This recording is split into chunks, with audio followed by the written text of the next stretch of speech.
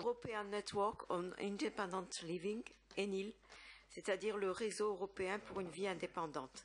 Et Madame Nadia Haddad va nous entretenir de l'article 19 et des recommandations du comité des experts de l'ONU.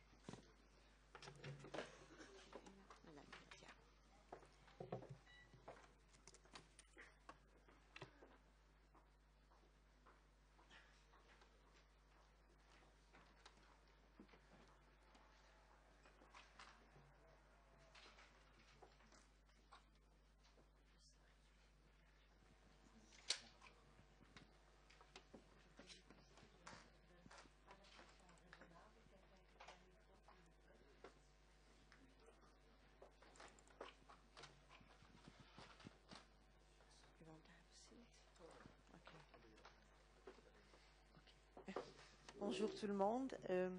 Merci à Eva de nous avoir invités et pour l'initiative d'organiser cette journée.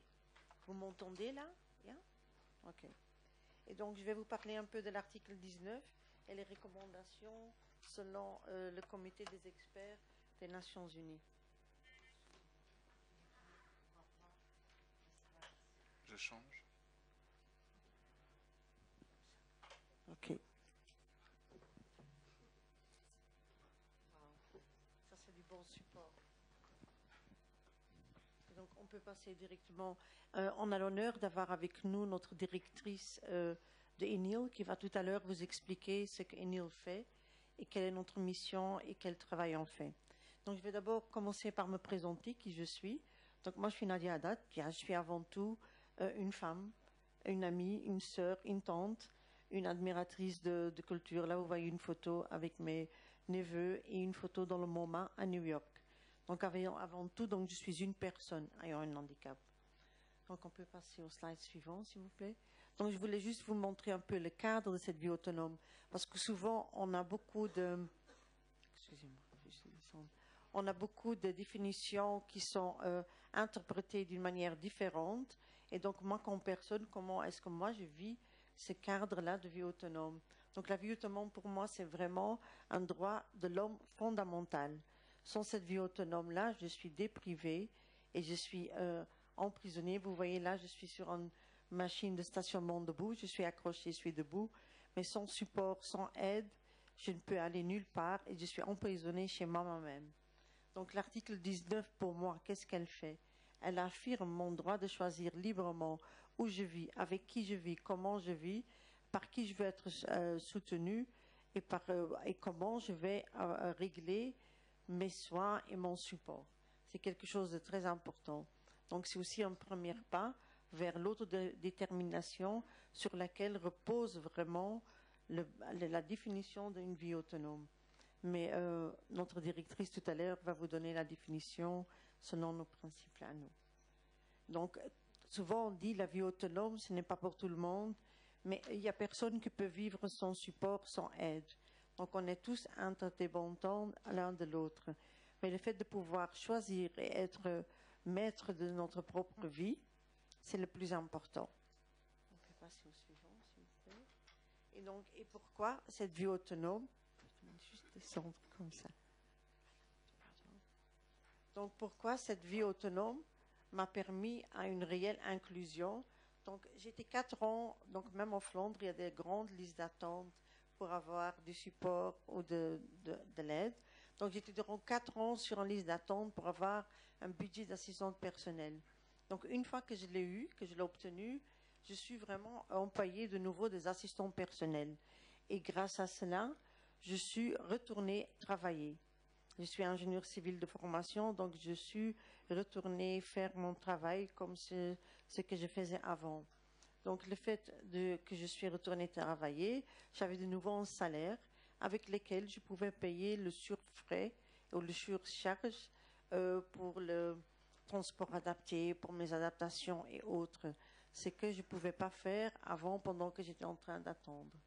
Le fait d'avoir mon budget d'assistance personnelle, ma famille et mes amis étaient de nouveau devenus ma famille et mes amis. Donc mon copain était de nouveau devenu mon amant et pas mon assistant ou celui qui devait de nouveau me supporter et m'aider et être presque mon infirmier. Donc les relations sont devenues de nouveau naturelles. Je pouvais de nouveau donner rendez-vous à des gens sans devoir leur dire vous devez venir m'aider à sortir de chez moi. Donc grâce à cela, en fait, je suis être de nouveau faire partie de la société et je pouvais de nouveau avoir une vie digne. Okay. Et donc ici, je vais vous faire vite un passage par rapport au déroulement. Donc la Belgique a ratifié cette convention de droits de la personne avec un handicap en 2009. Elle a ratifié, donc elle s'est engagée à changer sa législation et à tout faire et à tout mettre en œuvre pour que les personnes avec un handicap puissent faire partie de la société comme tous les autres. Donc, en 2011, la Belgique a soumis son premier rapport et puis le Centre interfédéral contre le racisme et l'égalité des droits a écrit un rapport parallèle pour vérifier ce que la Belgique avait dit et si c'était correct. Mais aussi la société civile a aussi participé. Donc, il y a eu 2 rapports alternatifs de la part de BDF, de Belgium Disability Forum, et de la part de GRIP, qui est une ONG qui réclame les droits équivalents pour toute personne avec un handicap. Okay. Et puis, donc, concernant l'article 19, les préoccupations de aussi bien la société civile que le centre interfédéral était plus ou moins le même. C'était l'absence du droit du support et soutien et d'assistance, et pas seulement pour les personnes à grande dépendance, mais pour toute personne avec un handicap. Donc, il n'y a toujours pas une loi qui garantit ce droit à ce support. Et puis, manque de perspectives concrètes. Il y a des listes d'attente, il y a même des manques de listes d'attente. Il n'y a pas de perspective. Il y a des gens, ça fait déjà 15 ans, qu'ils attendent d'avoir un support. Et puis aussi l'orientation vers des réponses collectives et la règle en général. Et donc, c'est très rare que l'inclusion est considérée comme un critère de priorité pour pouvoir vivre dignement dans la société. Et donc aussi le manque des services adaptés dans la communauté et aussi manque des autres alternatives innovatives à laquelle on est des grandes parties demandeurs, mais jusqu'à aujourd'hui, il n'y a pas assez pour répondre à tous les besoins. Okay. Et donc, en avril 2014, on a rencontré, donc la société civile était entendue par aussi bien le rapporteur que le membre du comité des experts des Nations Unies pour établir une liste des questions complémentaires à l'État belge. Et donc, l'État belge a reçu une list of issues, une liste des questions qu'elle devait répondre pour le mois d'août, avec des clarifications sur ce qui était écrit aussi bien dans le rapport parallèle que le rapport officiel et les inquiétudes de la société civile.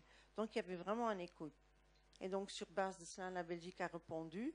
Et le mois de septembre, de nouveau, les sociétés civiles étaient entendues avant que l'État belge devait expliquer son rapport. Et ça a lieu le 18 et le 19 septembre. Puis, après cela, on peut passer au suivant.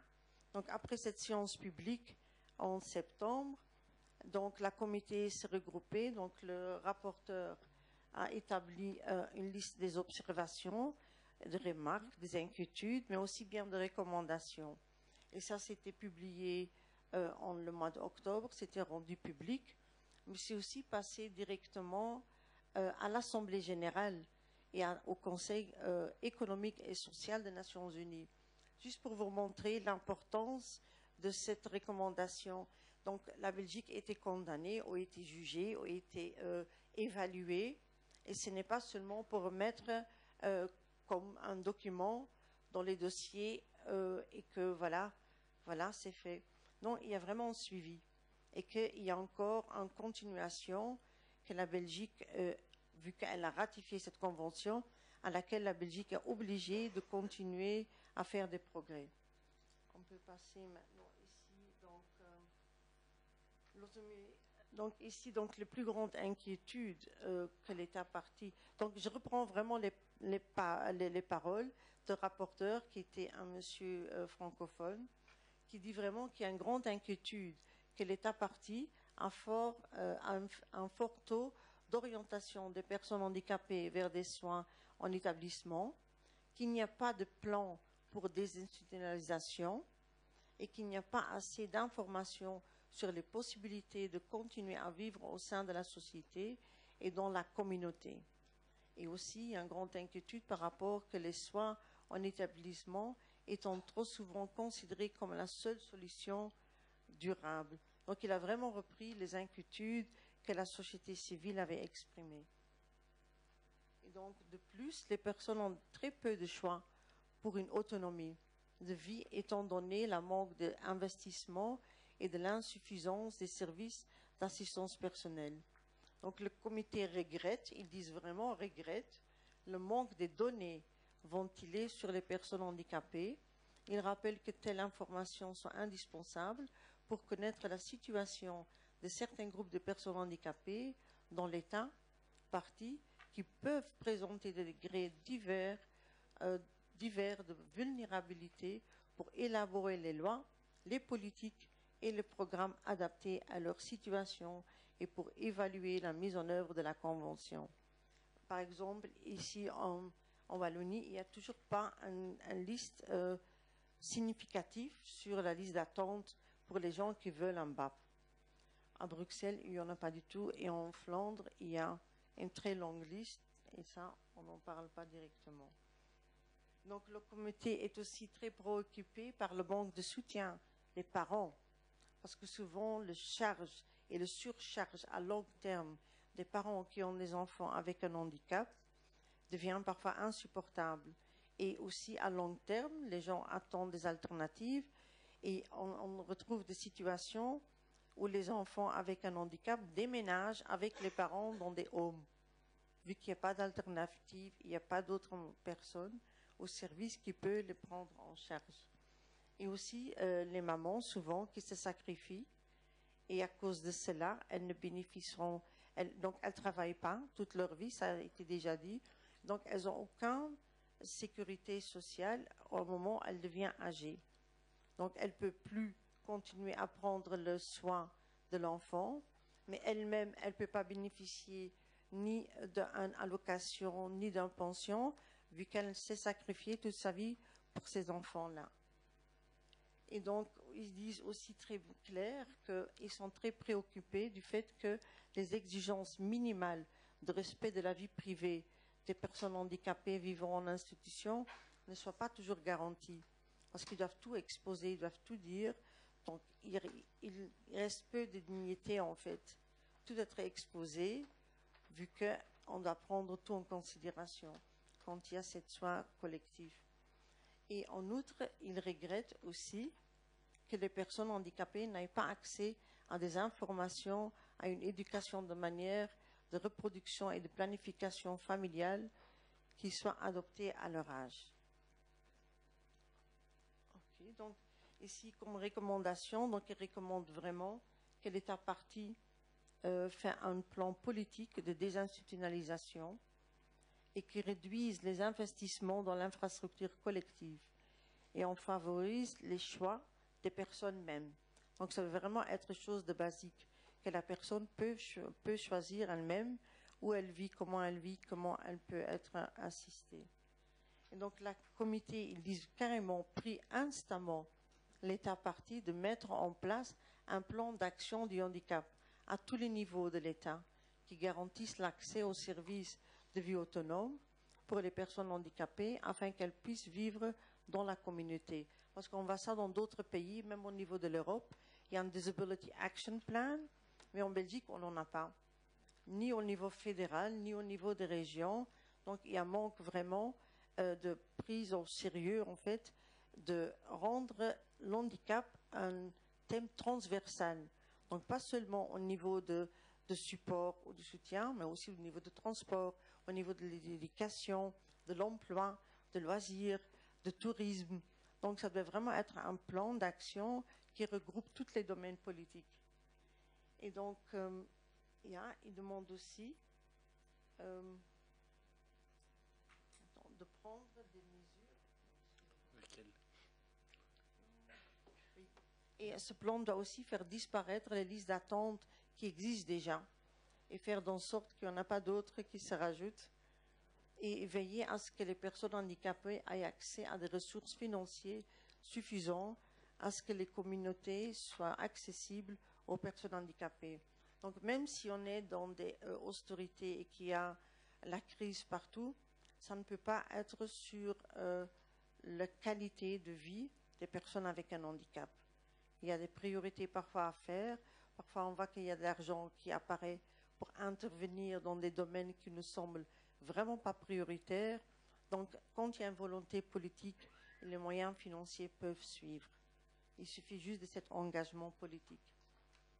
Okay. Donc, la comité recommande aussi la mise en place d'un mécanisme de soutien aux familles, de nouveau.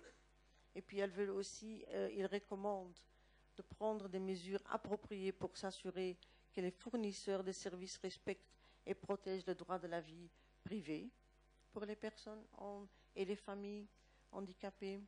Et en plus, il demande vraiment, il est recommandé que l'accès aux informations, à l'éducation de matière de reproduction et de planification familiale sont assurés pour toutes les personnes. Donc pas seulement les personnes avec un handicap léger, comme on dit, mais pour toute personne ayant un handicap.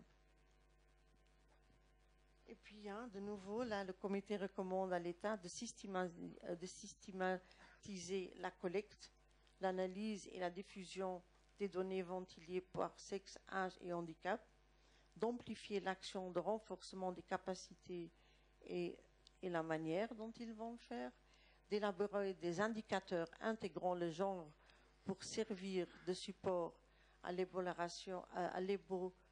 l'élaboration des textes législatifs et aussi à la prise de décisions et au renforcement des capacités institutionnelles requises pour assurer le suivi de progrès accomplis dans la mise en œuvre de différentes dispositions de cette convention-là.